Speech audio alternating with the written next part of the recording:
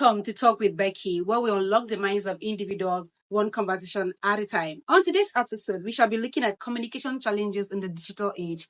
Join me, welcome my guest, Pt.Eric Mobu.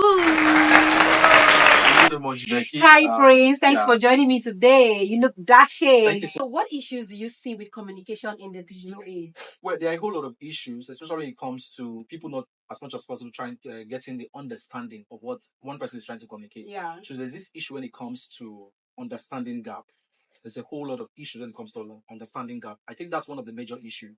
I'm trying to communicate most effectively as I can, but you on the other end, you're not getting what I'm saying. So that point where you don't understand me, it's always an issue because most persons, because I'm see at times some person will tell you, this is what I was trying to communicate, but the other person is like, I didn't get it that way, that kind of a thing. So you find out that there's a whole big challenge when it comes to the gap in understanding from the other end or the opposite end. How has technology both enhanced and complicated communications in terms of our relationships? Well, the enhancements with the digital age technology has really helped a whole lot of persons, especially in this advanced world.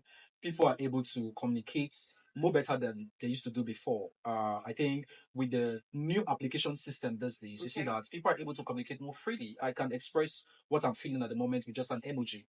Yeah. Onto like the days of To Go, the days of some other social media apps I can't really remember. But these days you're able to WhatsApp has made it so easy. I'm able to connect with you. I'm able to call you. FaceTime. Able to see FaceTime. We're able to do a video call. Snapchat is there. Instagram is there. A whole lot of enhancement has come to the digital age. Some of the complications you can find is the issue of let me put it this way: the issue of media bullying. Okay, there's a whole lot of complications to that. You're able to drag somebody online, right? It's makes some persons want to live a private life, but the social media space or the digital is not a private one. No matter how you try as much as possible to be private about it, people They will still will want always to go and drag dig it. and drag. How has this social media that we're talking about help you to communicate to your partner more? Awesome. So I think like the Gen Z kind of environment we find ourselves, or the age we find ourselves these days, I don't really want anybody to walk my life. Like I have to, Really? see So you you're not every like day. the clingy No, kind no, of no, guy. no. I don't have to see you every day, but we can Okay. communicate like every day, every second, every minute, right? Because it's so much a reach to get to connect with my partner more effectively than having to, go to her place or she comes to my place. A whole lot of that stress, traveling one meter to the other and all of that. So this connection is always there. So it has really impacted the way I communicate with my partner, with people around me, family members. I don't even have to see my mom before I knew that, okay, yeah, she exists, but I just have to call her. Are you doing that? I even video call Yeah, her. or video call her if I want to see her face, and a whole lot of that. So it has really impacted me personally in my relationship, like with other person, spouse, and partner. Yeah. So how have digital communication tools changed romantic communication compared to our past generations? Well, it has really changed because before I could say I love you or before I could feel it, I have to touch you. Yeah. Right? I have to be there. We have to be seen physically. But these days, you don't even have to. People do a whole lot of stuff when it comes to their romantic life on social media. I don't know if I have to say this here, No, but you should say it. yeah, you see people, We keep it real, yeah. of course, okay, right. So you can see partners, maybe especially those doing long distance relationship. Yeah. It tends to say, okay, can I get to see your nudes and all of that? And But people people do it, exchange that. of course, not even because they want to exchange it, but I could literally do a video.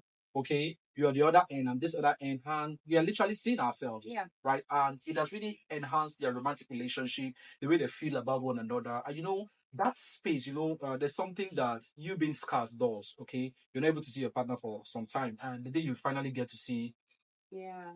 your face, you'd be like, wow, that experience, a whole new experience, is like brand new. So that physical touch is not there, but then it's like brand new. It So allows you to long for your past. What advice do you have for the viewers actually watching this podcast? Well, as much as we have a whole lot of impact, a whole lot of things the digital it has brought with it in this current generation we find ourselves, there are other limitations or there are other things we also as human beings need to be careful about. Especially when it comes to, my advice would be that you have to be careful on the social media space. What you do on your timeline speak for you as much as your personal life. So you have to be careful. Some people say, I'm catching first. No, you're not catching first on social media because over 8 billion people are in the world. And out of that 8 billion people, we have in the world, let's say about 80% currently are actually using the social media space. So you have to be careful because the world is driven by technology. So you have to be careful what you put out there because what you put out there speaks for you.